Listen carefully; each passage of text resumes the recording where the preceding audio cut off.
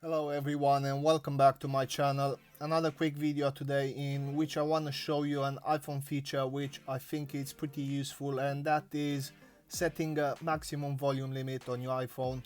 But before we get into that, I would kindly ask you to subscribe to the channel so you will be notified whenever I post new videos which might turn useful for you.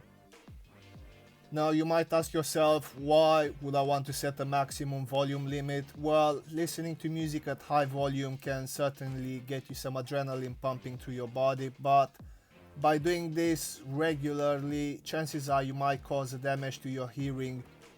Or you can use this feature to protect your kids' ears, which, as we know, like to listen to their favorite music and TV shows very loudly. In order to do that, you need to open the settings and scroll down to music.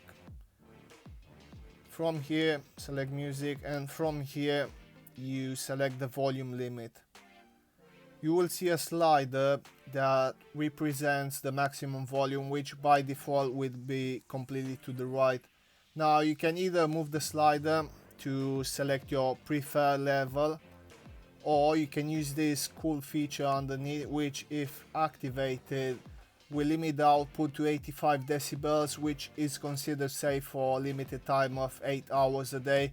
Now I don't think anyone is listening to music for 8 straight hours, but you never know. Before we finish, there is another cool feature which I want to show you, and that is the sound check. Now if activated, what this does, if you're an Apple Music user, is balance the volume to the level by making the quieter songs louder and lowering the louder ones, so you don't feel that huge difference when you switch from one genre to another. And that's it for this video. Once again, if you find this useful, please give it a thumbs up and consider subscribing if you want to see other tips and tricks. Thank you and see you next time.